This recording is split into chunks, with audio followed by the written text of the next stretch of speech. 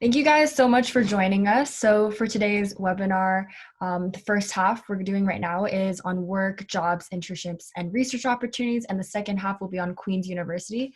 And thank you everyone for joining us today. So first thing I'm going to do is go over um, just the brief agenda of what you can expect for the panel today. So we're going to go over a bit about what LEAP is, especially for those who maybe it's their first webinar you're joining us today. And then we're going to introduce our panelists for our first panel on work. And then we're going to go on to our discussion, which is from all the predetermined questions from our registration form that you guys submitted. And at the end, you guys will have a chance to ask any additional questions that maybe were not covered. And you guys can do this by submitting questions in the chat box, and maybe our panelists will have time to go through it during the panel, but we'll make sure to dedicate some time at the end for that. All right, so just to give an overview of what LEAP is, we are a student-run organization, and LEAP stands for Learn, Empower, Assist, and Prepare. And our goal is to equip secondary students, like many of yourselves, with skills, resources, connections to help succeed in post-secondary and beyond. And one of the ways we're doing this is through our webinars. So last few weeks and the next couple weeks, including today, we're holding weekly Tuesday talks in which we talk about a specific university. So this week it's on Queen's, and then also a more general topic to help you succeed in post-secondary. For instance, today, which I think is a really valuable topic, just on how to, just to learn more on work opportunities. All right, so we're going to start with introducing our panelists. So if we could get David to go first and introduce himself. Yeah, for sure. I'll introduce myself. My name is David. I go to Western University. I'm in third year. I'm doing my bachelor's in interdisciplinary medical sciences. I guess a little bit about my previous experiences working in some research roles. I've been at Western University for the past couple of years, doing research in bioinformatics, and likewise I've been doing that at Oxford as well. I've worked in the Department of Anesthesiology at St. Michael's Hospital, working, developing databases there, as well as worked at Sunnybrook with their computer vision and bioimaging teams. In my spare time, I also work as a lifeguard instructor and am the executive assistant of Kaiser Fashion Show at Western University. Great, that's awesome to hear. So yeah, so you definitely have a lot of extensive experience on research. So you guys know who to ask and go for if you have any research questions. Thank you, David. And our second panelist, Grace, do you want to go ahead and introduce yourself? Hi, my name is Grace. I'm entering second year university at Wilfrid Laurier University. I'm studying business in the BBA program, and I'm also taking a legal studies option as a minor. My work experience varies quite a bit. It's from entrepreneurship to working at KPMG as a accountant intern there. In my free time, I'm also involved at Loblaws, just making some extra money. So. Awesome. Thank you, Grace. Luke, do you want to introduce yourself? Yep, sure. Hey guys, I'm Luke. I'm in second year at Western studying computer science. And right now I'm a project management intern at Rogers. And in September, I'll be working as a project manager full-time while attending Western. So that's going to be fun. And yep, I've also done front-end development for some other startups, and I launched a business sponsored by IBM a couple of years ago. And yeah, so and research-wise, I'm researching with Professor Juan Luis Suarez about the intersection of computer science and business in relation to human crisis and management. So yeah. Awesome, that's great to hear. I know we had some questions on tech internships and all that, so that would be great to hear from you and your experiences. And then our last panelist, do you want to introduce yourself? Hi, I'm Nikki. Like David, I'm also in the sciences, so I'm at U of T studying physiology, pharmacology. I mean, you read it there. But I also mostly research what I've been involved in terms of work and internships. Um, some of them I've gotten in very different ways, so I think that's why I kind of wanted to write a whole bunch of different experiences, just because I thought it would be nice to kind of know each way that I was able to get the internships. So yeah. Hope you guys learn a lot today. Awesome. Thank you. Great. So let's move on to our first discussion. So we're going to be covering past experiences.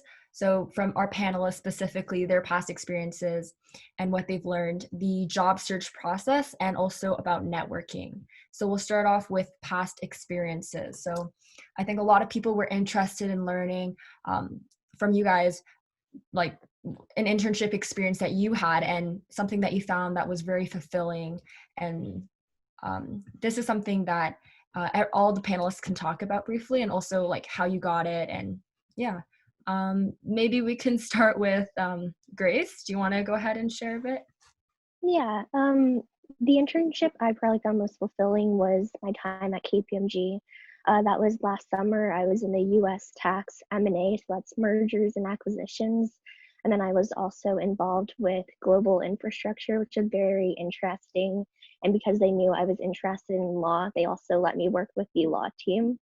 So I think that exactly demonstrates why I enjoyed it so much. They knew what my interests were, and they were willing and very eager to cater to what that was. So I really used that experience, and I made sure that I had lots of coffee chats. And I know we're talking about networking later on, and I'll talk more about it then.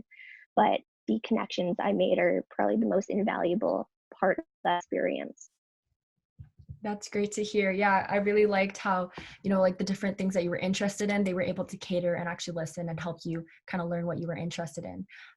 Also, would you mind kind of going a bit into how you were able to get like an internship at KPMG? Yeah, so I was a bit younger. Typically, they look at co-op students, and I also know that they hired a lot of Rotman and a few UTSC, a few Ted Rogers students as well. Typically, I would go through the co-op program through my school, so Laurier, Waterloo. There's a few other schools, UTSC with co-op, and that would be the best way that you could apply.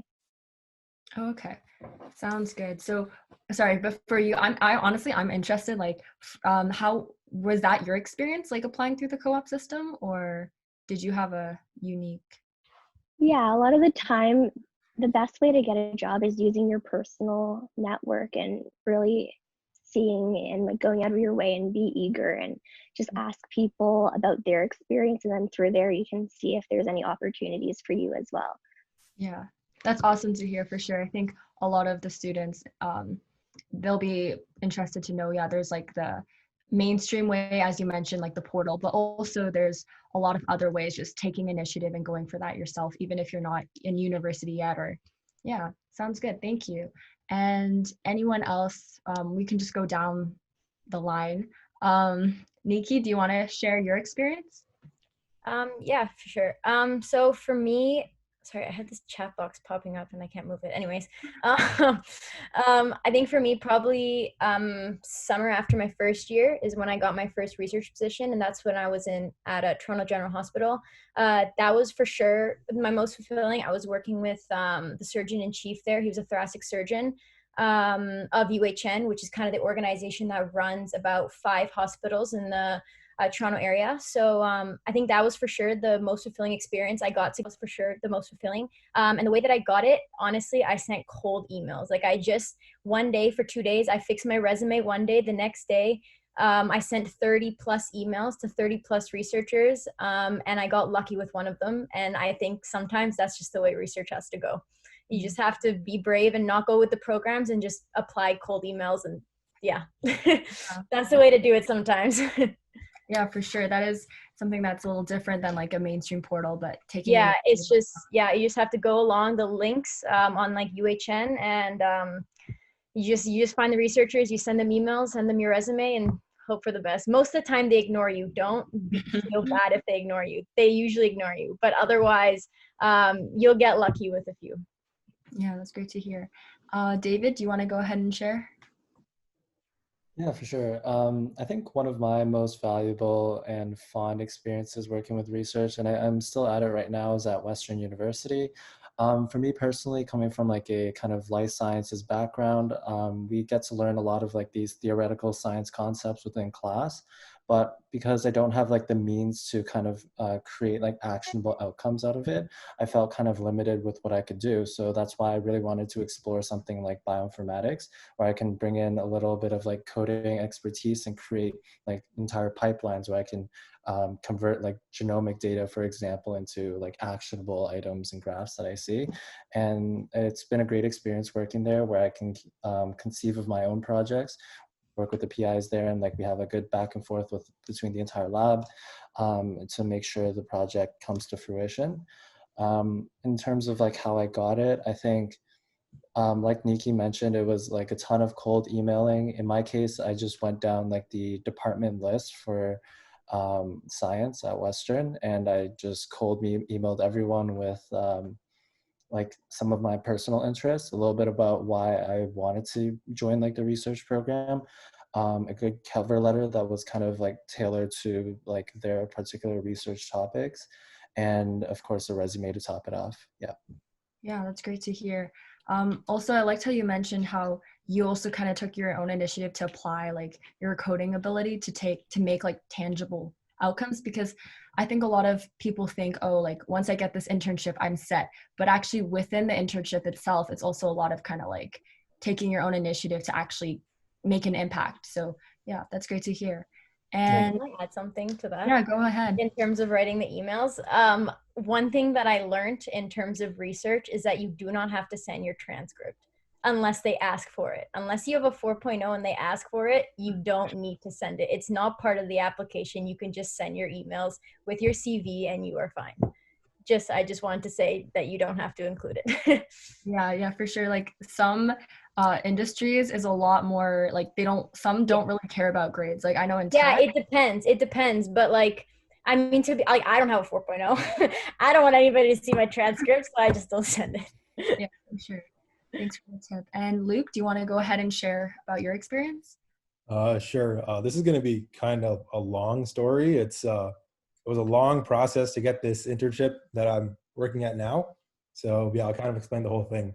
So basically, what happened was I volunteered at Big Brothers Big Sisters for a couple hundred hours, and then with that volunteering in the program, I won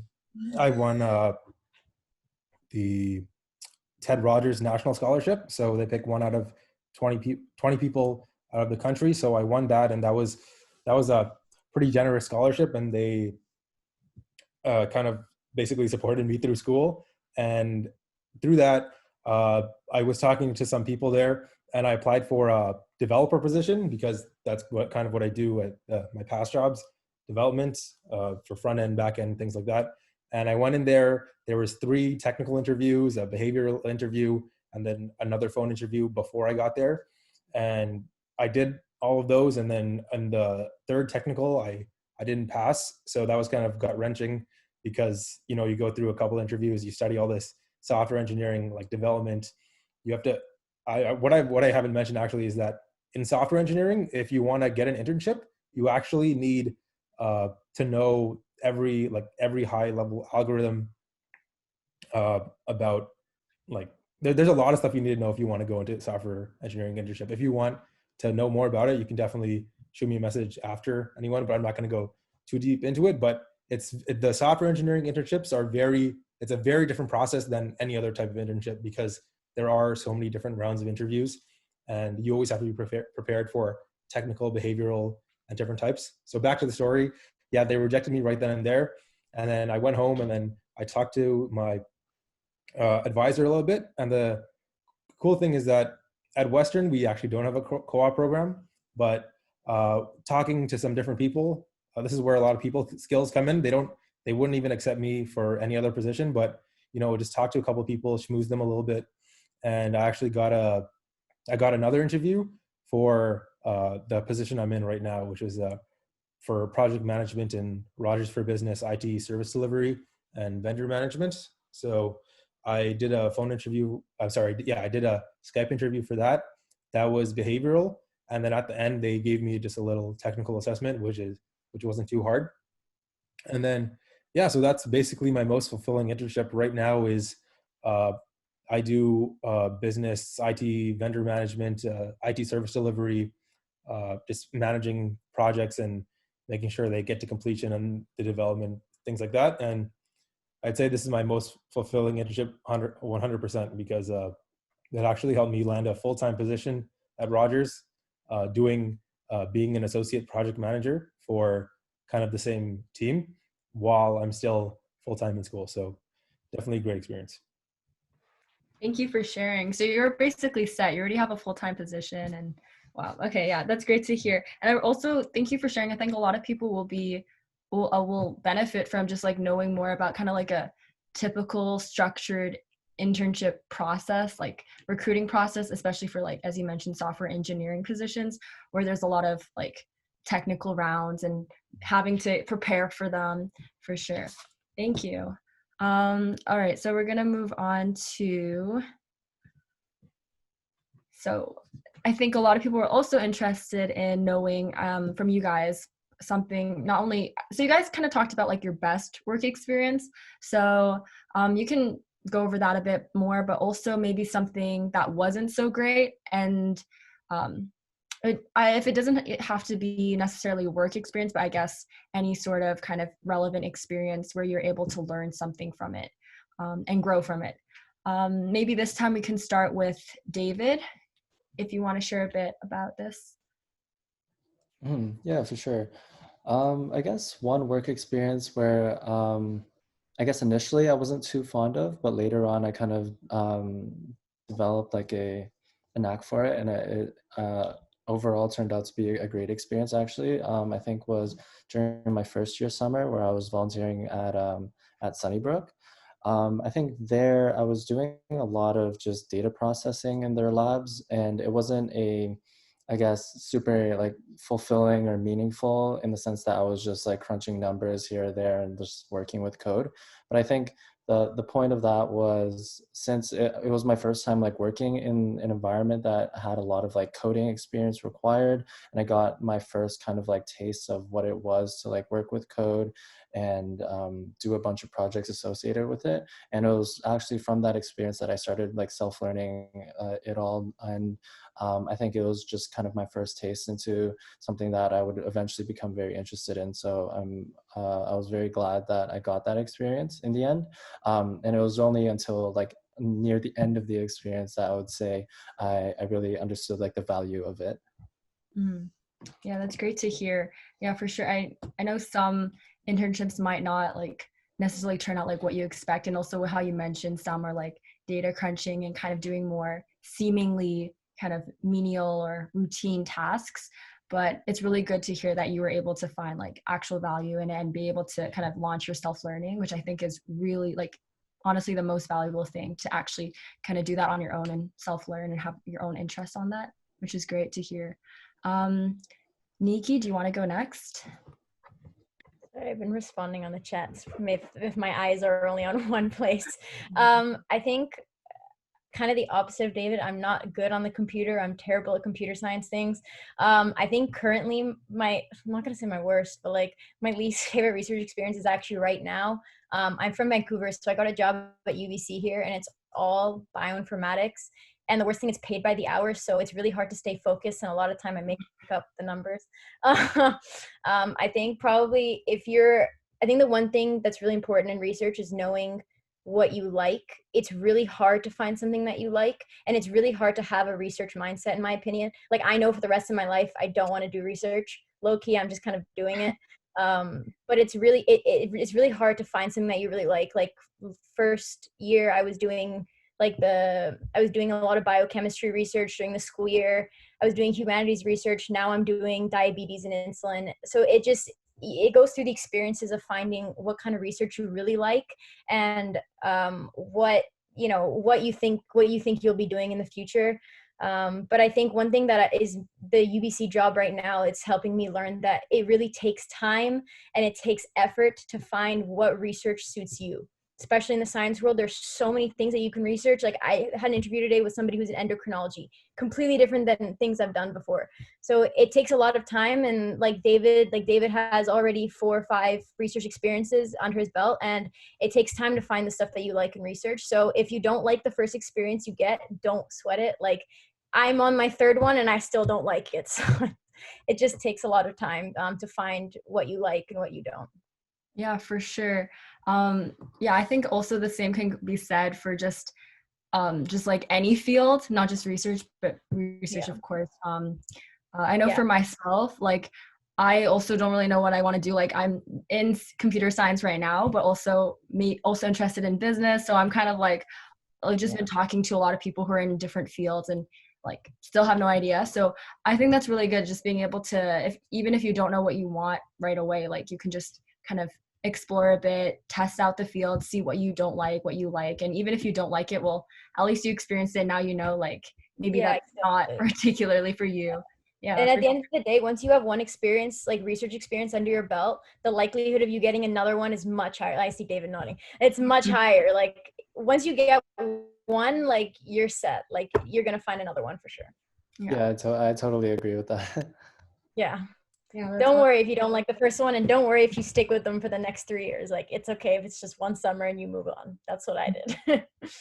Yeah, for sure. And also, yeah, I think it's also, that reminds me, like when you're cold emailing profs and stuff, you can definitely just like take a look into their research and actually like see if, that's something that you would enjoy doing for the summer. Maybe Luke, do you want to go ahead and talk about your experience from this? Sure.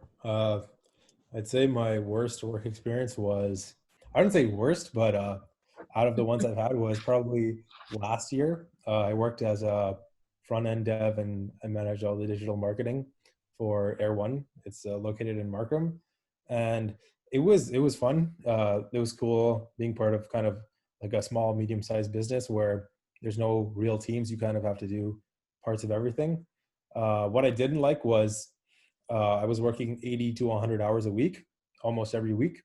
It was ridiculous. But yeah, I guess that's what, if you're ever going to work at a startup or a small business, this is something you should note, that you're going to be working a lot.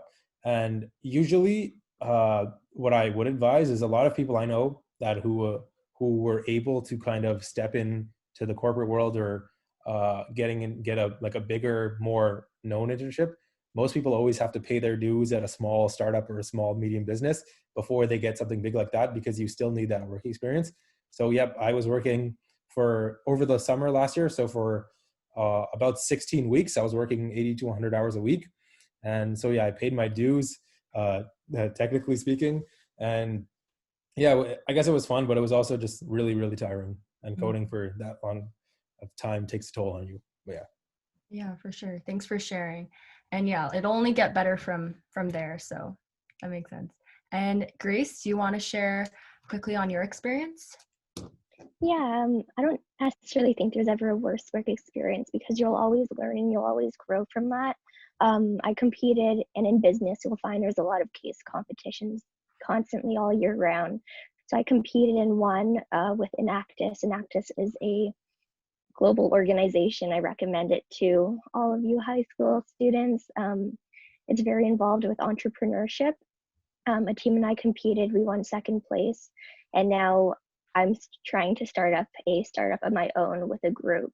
And it's the worst in the sense that with entrepreneurship, there's a lot of highs and there's a lot of lows. Sometimes you just feel like it's not moving and you feel like, oh, why am I doing this? And then other times you'll have highs where some coffee shop, or sorry, my product has to do with coffee shops, and these coffee shops show interest and then suddenly it feels high again. So it's always kind of a wave, and eventually it'll get higher and you'll feel better about it.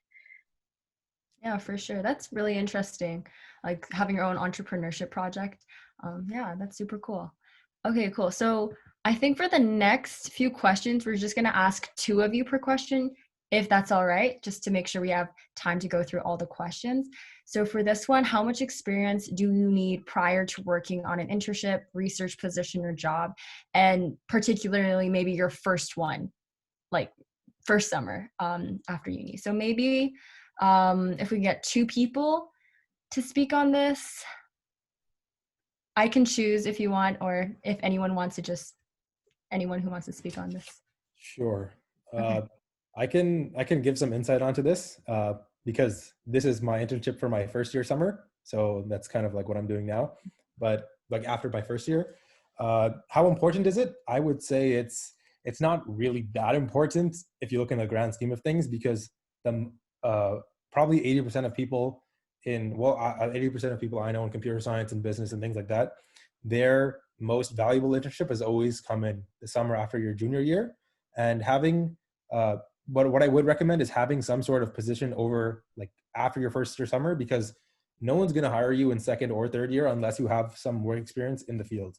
And I got lucky getting this position because I've held positions before in high school. But you should definitely focus on, even if it's unpaid or even if it's whatever company, always just at least have some position for the summer. That's like the most important piece of advice. Have something for the summer, working somewhere, because unless you have that, no one will hire you for anything. Because I know numerous people, especially in my classes, who would blow me out of the water in grades and who could kill me in coding, but no one else really had kind of the same experiences that I had working in real work experience. So that's very, very valuable. And how much experience do you need prior to it? I'd say that that's why it's very important. Like if you're going to software engineering, if you pay, it's basically paying your dues at a small, medium-sized startup or business, because the bigger companies, more times than not, they won't take you unless you have the previous work experience. And you're only going to get these at startups because they're the ones that hire university students and hire high school students to do certain things. So if you if you have any side projects, passion projects, coding projects that you put on your resume, that accompanied with like an internship after your first year, you're almost guaranteed to get some sort of good position after that, after first year. So yeah. Yeah, for sure. I think it's pretty useful if you have something in your first year, no matter what it is, to then be able to build off of that in your second and third year, and it only gets better from there. So for sure. And does anyone else want to share on their experience? David, you good if I take the science side of this? Yeah, go Yeah, ahead. for sure. Okay, there's kind of 3 questions that I can address in terms that has to do with this question and not. I mean, like, I'm sure David will agree, like your first research, you obviously don't have anything prior to that. What I did was I tried to focus on other things. So I had like a long-term, I don't know if anybody knows who Kumon is, but like I worked at Kumon for like many, many years. So it's just really making sure that you focus on the skills and the awards or like anything else that you have outside. And one of the things that was really helpful was just showing how keen you are. Like read papers before you meet with the researcher. Like literally, like the email that you should send is like you are really passionate towards it. Like in my email, I straight up said, I'm a very keen student and I want to learn. Like you just have to show that you're passionate about something, that you want to step your foot in the door. For the most part, researchers are very kind and they're very helpful. So once they see that you're kind of a newer student, you don't have any research experience, a lot of people, whether it's paid or not paid, I know most people, their first position is usually not paid, but it just, as long as you get an experience, I think take the experience. Even if it's volunteer, take the experience. Doesn't matter. At the end of the day, a research job is a research job. You get the experience either way. Somebody just said big up to Kumon teachers.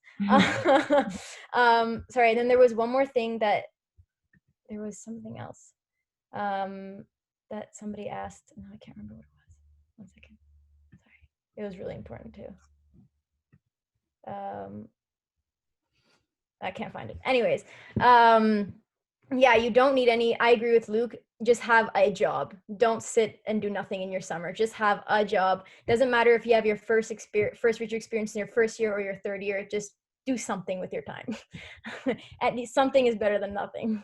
Yeah, for sure. And I like what you said, your example in Kumon. Yeah, also former Kumon assistant teacher.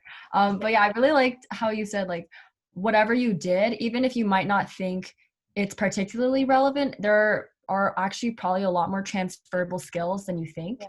So just whatever experiences you have, draw on them and kind of just tailor it to whatever position you're looking for, and be able to kind of, like use like whatever experiences you had, and there's probably some relevant transferable skills that you can apply to whatever you're applying to. Yeah. So yeah, Sorry, somebody just reminded me of what the question was. Sure. So the question was, when do you apply? I mean, David can touch on this too. In terms of sciences, for me, for my first job after first year, I applied late March, which was really late. Don't wait for March for summertime. My current position at UBC, I got in December. So I started emailing, like someone said, in November, and then I had an interview in December when I came back home to Vancouver, and then I was set for the summer. So the earlier the better, because the positions fill up fast. I'd say, I mean, I don't know. I started November. That was just my experience. But yes. Yeah, to add on to that, it's if you actually want an internship for 2021, most of the applications that I've done, I've already completed because okay, there you go. started recruiting for 2021 already because of whatever's COVID and stuff's going on. So if you want an internship for next year, get on it like right away. Now. Yeah, well, we have a whole section on the job search process, so we'll get on that right now. So yeah, thank you for bringing that up. And also just keep in mind, at the end, there'll be time to answer the specific questions in the chat box. So don't worry if we can't go through all of them right now. We'll close it then. Thank you.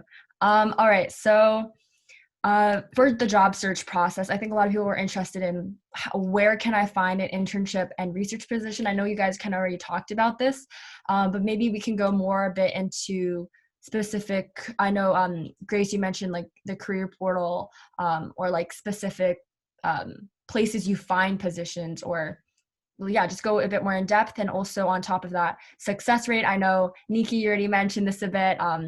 And also, yeah, and then you guys also talked about it a bit. We can go a bit more in depth now on your personal recruitment timeline. Maybe we can actually get Grace, do you want to talk about this one since you didn't have a chance to talk on the last question? Yeah, that's good. There's a few different questions you asked there, so remind me if I forget anything.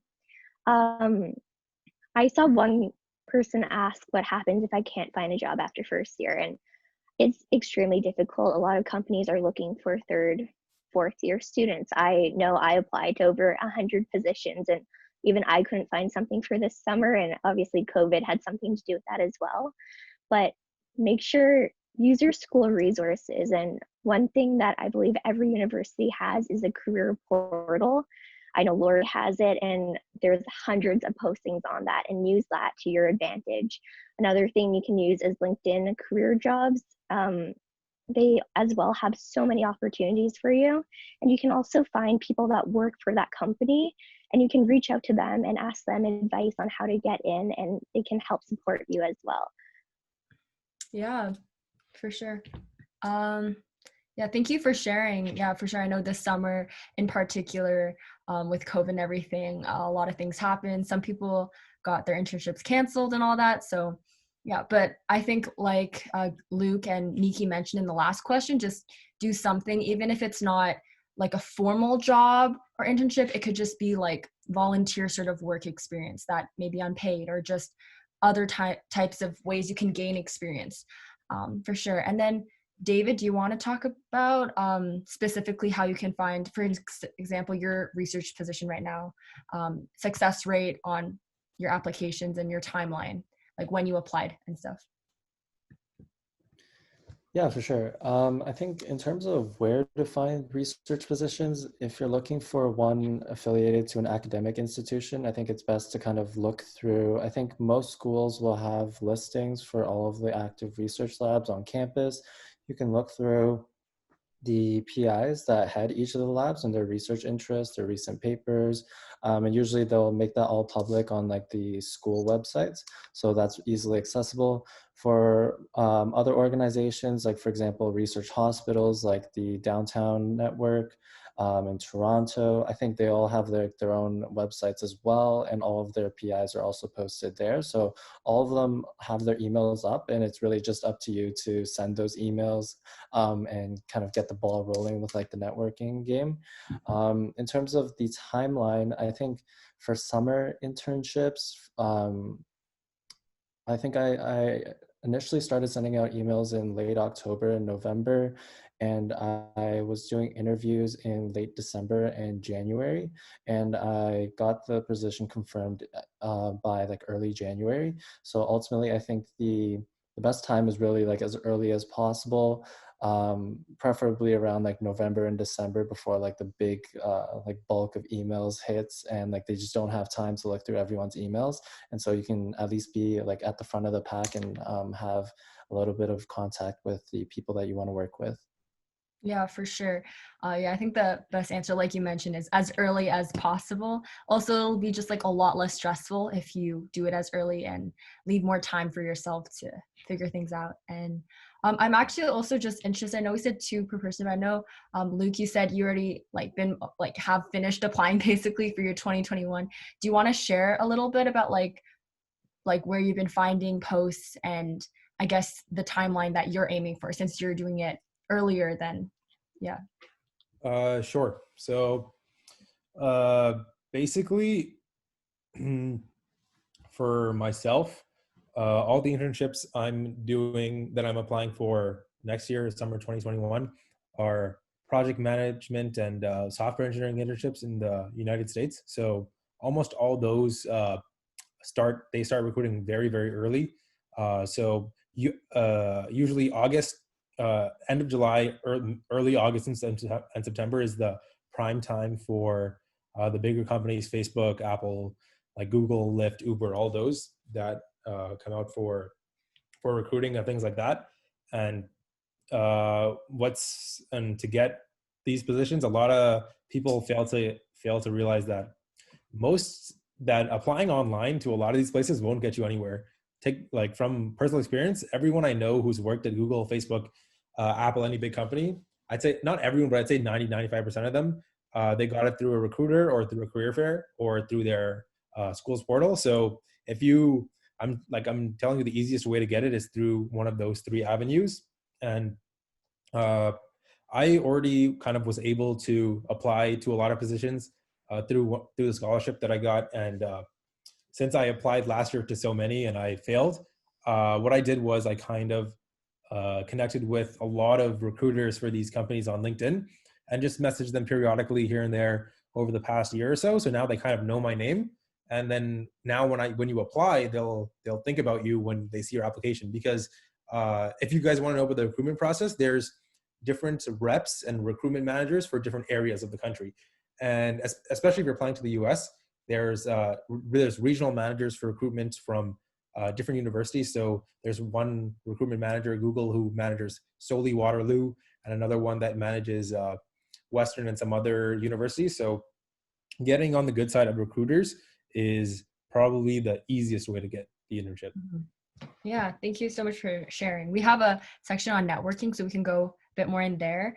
But yeah, I just wanted to say also, I know a lot of people attending right now is also like, you know, in high school. So don't feel too stressed just hearing how successful our panelists are. Like, don't worry if, you know, like you're, because I know a lot of people going into first year, you may not have necessarily a previous internship or work experience.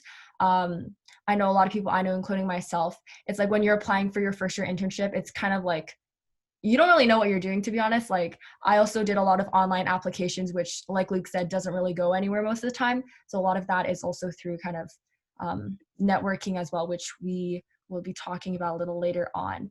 All right, so the second question on job search process, I think, yeah, okay. So what are some key tips to nail an interview? So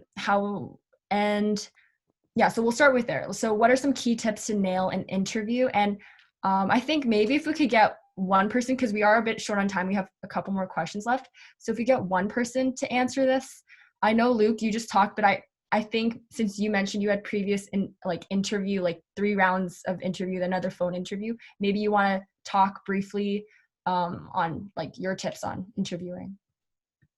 Sure. So what I can say is that different positions are always going to have different types of interviews. So if you're going for a consulting position, you're going to have consulting cases.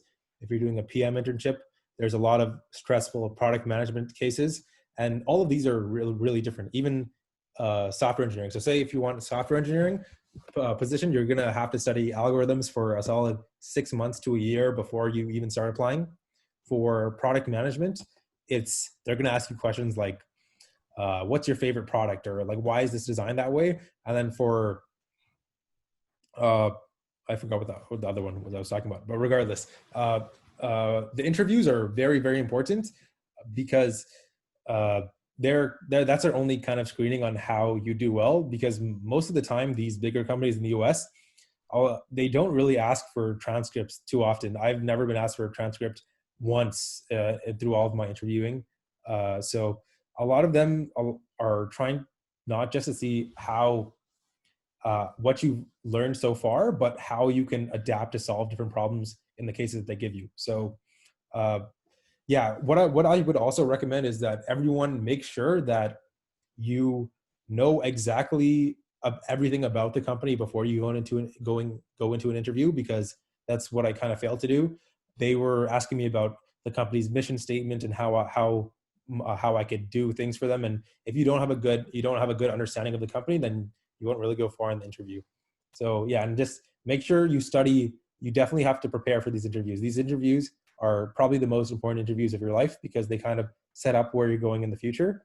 So a solid 3 to 6 month prep before you even start an interview is essential. Yeah, sounds good. And yeah, I like what you said about just doing your research ahead of time and showing that you're actually interested in this position, even if you apply to like 100, but like show that you're interested in this position and do your research ahead of time.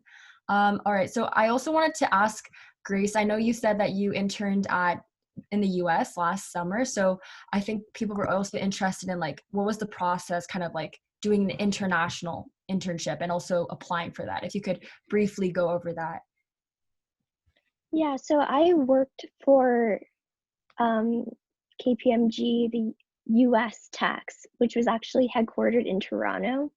But you'll find so if you can get a job like that with US or an international country that practices in Toronto or somewhere local, you can work there first. And then a lot of the times they'll have avenues and pathways for you to enter the US actually if you'd like to later on. So that's a different approach than applying international per se.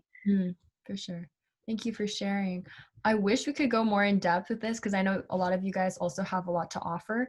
But I think we're going to move on. And then at the Q&A section, hopefully we can go back to some of the questions we missed if we have extra time.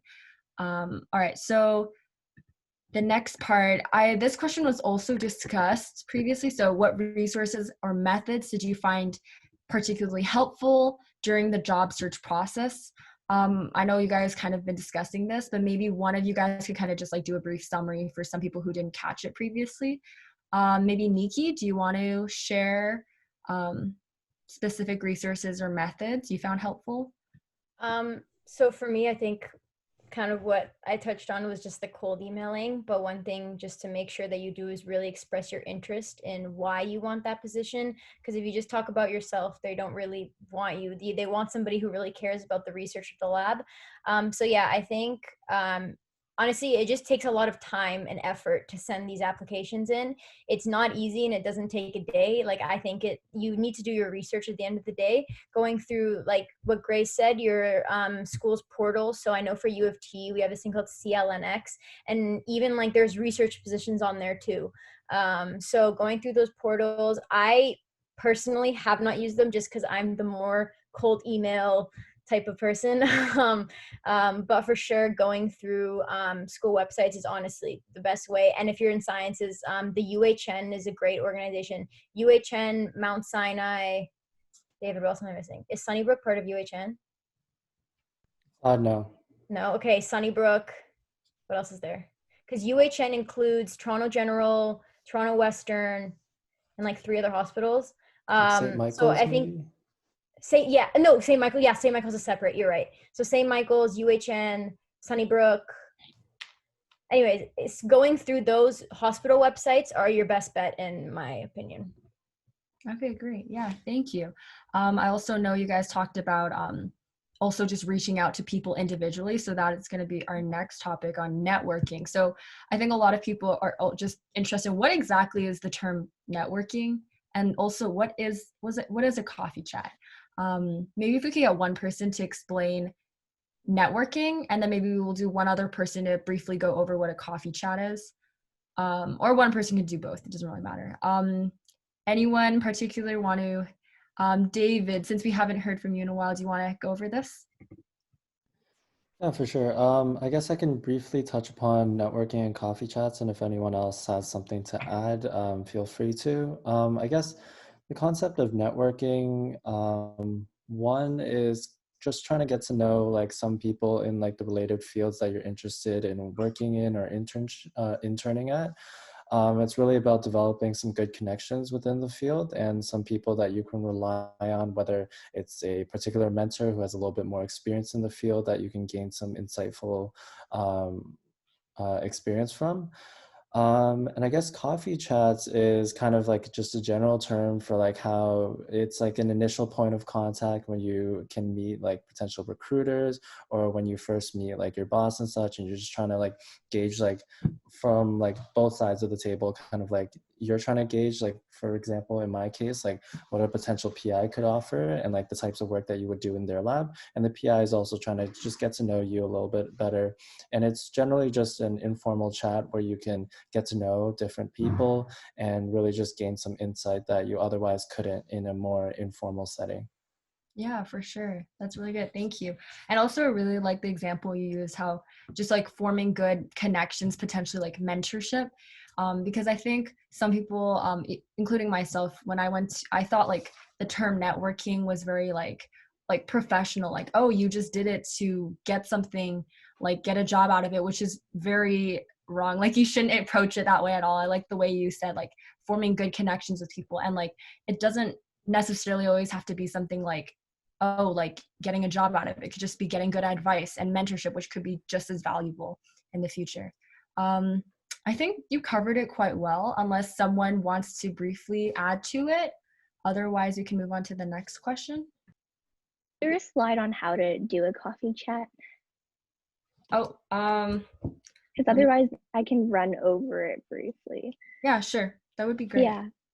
So during my time at KPMG, I think I had a few coffee chats every single week.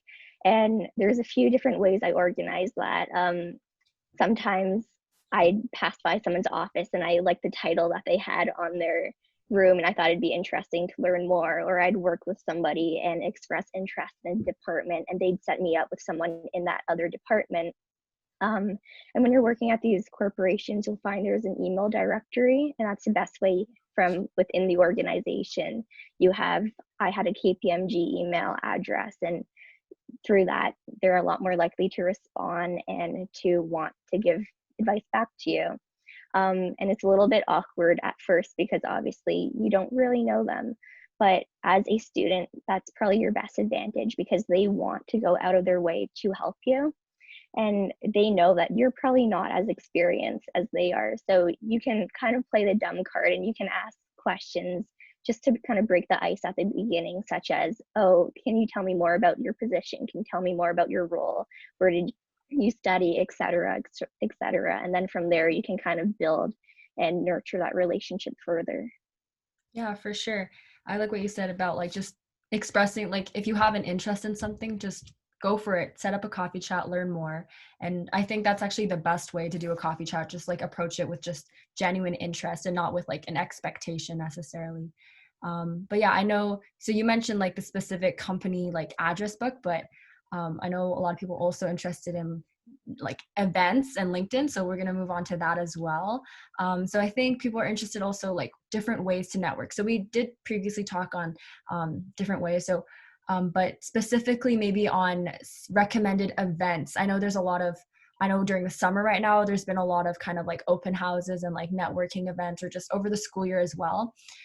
So I think it'd be really helpful to know like how to make the most of those events, or like opportunities to network, I guess, like how to approach others, what to say. Yeah, maybe we can get Nikki to share a bit about this. To be honest with you, I don't think I'm the best person to answer this. So I say go to someone else, but I will say one thing. one thing I think David touched on this as well in terms of finding a mentor, that helps a lot in the networking process. I think for me, like as you go like further and further, like throughout your degree and stuff, I think it kind of goes both ways in terms of research. Like they want you, but you also want to make sure that you really want to do research with them. So like the position that I'm in, for example, myself, I'm trying to find a researcher for this school year that I actually think will be a mentor for me. So it's not only like I'm taking the only position I can get, it's just something to keep in mind that I think everybody should have at the back of their heads when they get older and, you know, as they try to find more positions. You are also trying to not take advantage, but you want to get something out of the relationship and you want a mentor out of it and you want somebody that you can trust and you can talk to. So I think that's just something to keep in mind, but somebody else answer this question. For sure. Yeah. Does anyone else have experience with like attending certain networking events, or doesn't even have to be events, but like, I guess, just like different ways to network and how you would approach that and what things you would say? If anyone else wants to add. Sure, I can say one thing. If you're going to go to a lot of these networking events, 90% of the time there is kind of wasted because a lot of the people there are going after the same goal as you. Everyone's there just to network and try to get a internship for the next summer. So what I've kind of learned is if you're going to go there for the first hour or so.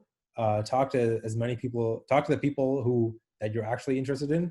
Don't try to talk to everyone because it's not really worth it. It's not really, you have to invest time into other people for them to invest time in you. So if you're just going to go talk to 100 different people and give them your resume, no one's going to hire you for a job really, because no one's going to get to know you. So if you go there for an hour or so, talk to 5 to maybe 6 people who work for companies you're really interested in, or in industries that you're really interested in, you're going to be a lot more successful, 100%, because just find some sort of common interest and start talking to them. And it's pretty straightforward from there. Yeah, for sure. Just being able to be more selective and strategic with how you approach people, just pick people, you know, like as Nikki also mentioned, that you might also be interested in actually working there, and that you're also getting something out of it as well, and not just kind of like just applying to whatever, wherever, because you're actually not necessarily, making the best use of your time. All right, so for LinkedIn specifically, how do you make the most of using LinkedIn? And just like reaching out to people and building on relationships. I know, Luke, you mentioned how you were able to stay in touch with people, like send them messages, like throughout the year, to be able to develop some sort of relationship with them. So when you apply, it's more like a familiar face. Do you want to talk a bit about how you were able to do that, like go through that process a bit? Sure. Don't ever message someone on LinkedIn with an ask, because I get a lot of messages like that with people asking me for stuff, and I ignore every single one of them. And every recruiter I've talked with, they say the exact same thing, because not me, but recruiters get probably hundreds of messages every week of different people, different high school students, different college students, asking them, it's like, I know a recruiter at CIBC Capital Markets, and she says that, people ask, is there any positions for capital markets? Is there this, is there that? That's definitely the wrong way to go about it. The best way to go about it is just talking to them about their interests, something that maybe piqued your interest on their profile, or something that you guys have in common, or just connecting. And then, because Rome wasn't built in a day, you can't build these relationships overnight. You're not going to apply. You can't apply in like March and message someone right away asking them to endorse you. It's not how it works. It takes a long time to kind of build the rapport with these people, for them to have you on their radar when different opportunities and things come up. So this whole process is really a marathon, not a sprint. Don't get it twisted. For sure.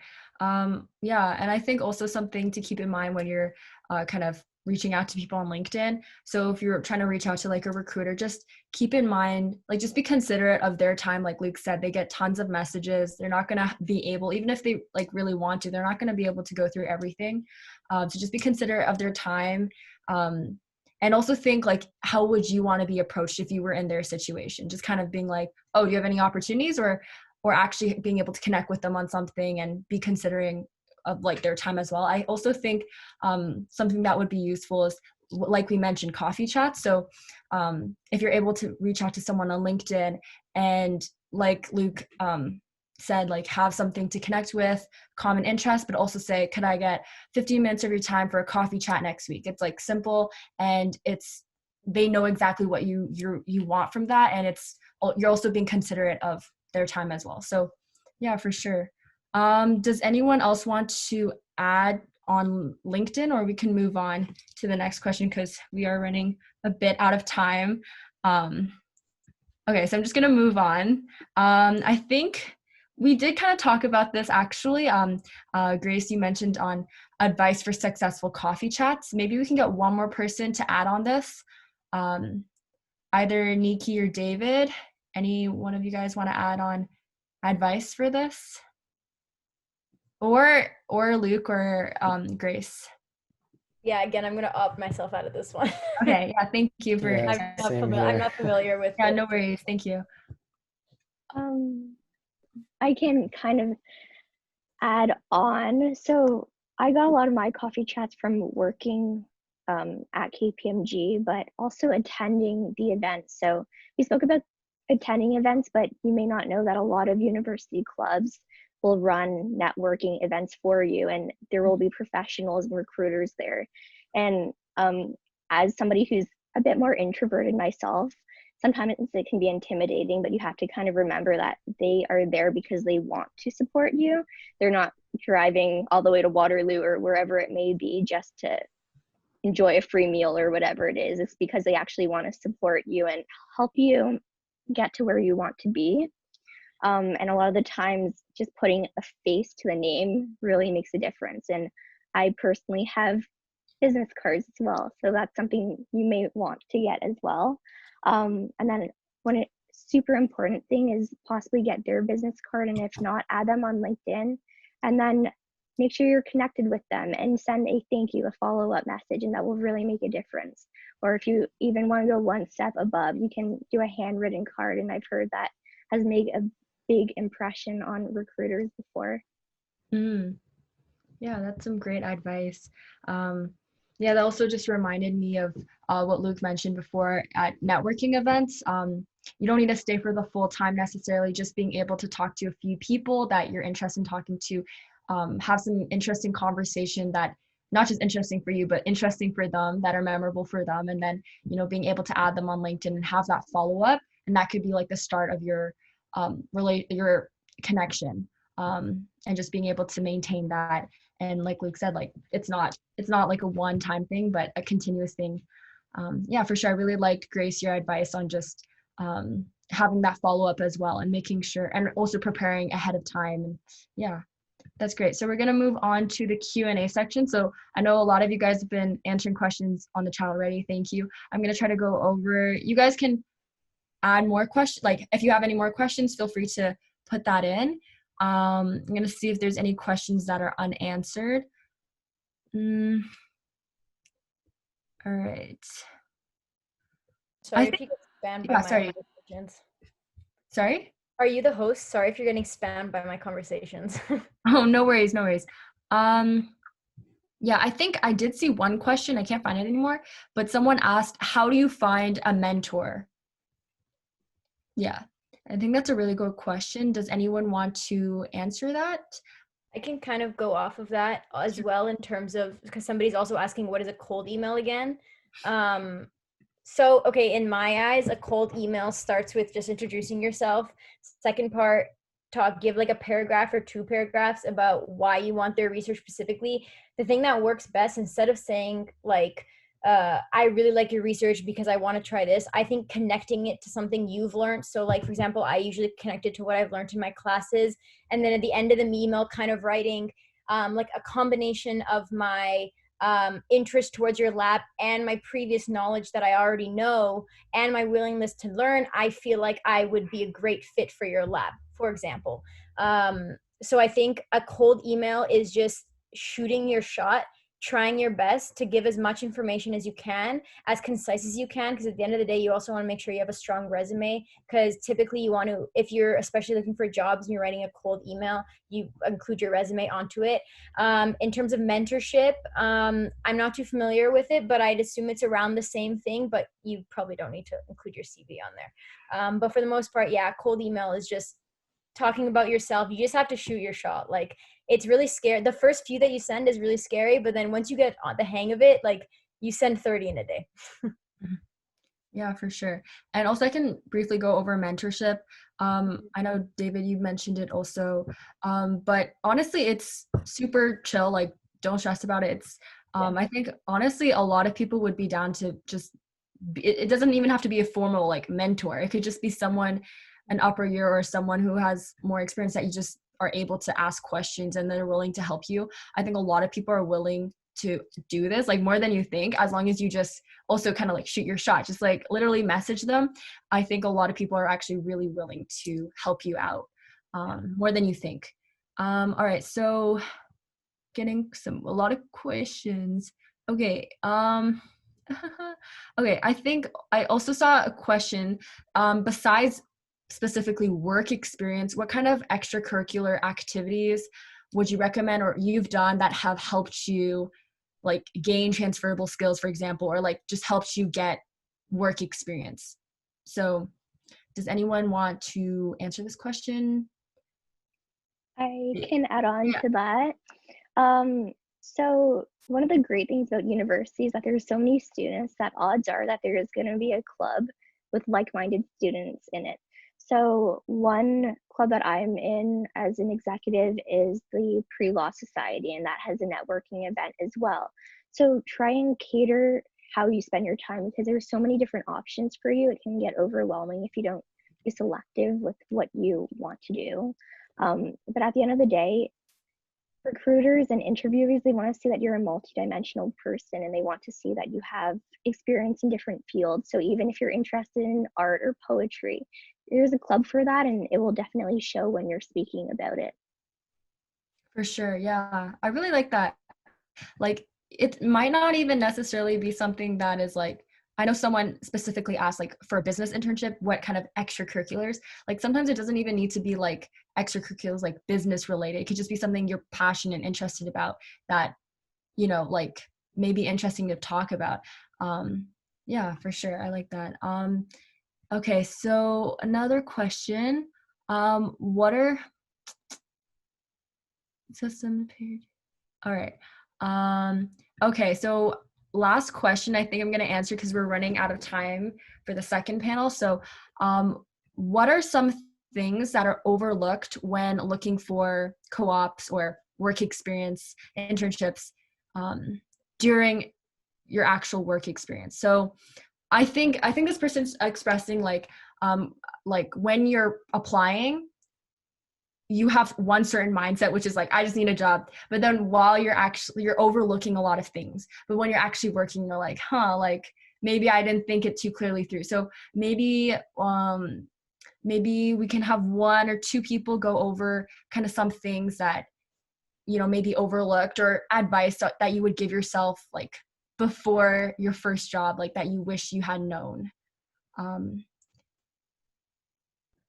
We can. I Yeah, can go ahead. speak on that a little bit. I think getting your first job, I guess assuming like you don't have like significant prior experience beforehand, I guess that there is like that initial sense like you just want like anything that you can get, and any experience will be a good experience, which is kind of like a double-edged sword. Like you do of course want good experience at the end of the day, but at the same time, while you're at that company or that lab, for example, you really want to make something out of it for yourself too, and you definitely should be getting something out of it. And it shouldn't just be something like you'll just take anything, when in fact you should be looking at stuff that will either advance like your academic interests, your career interests, or something along those lines.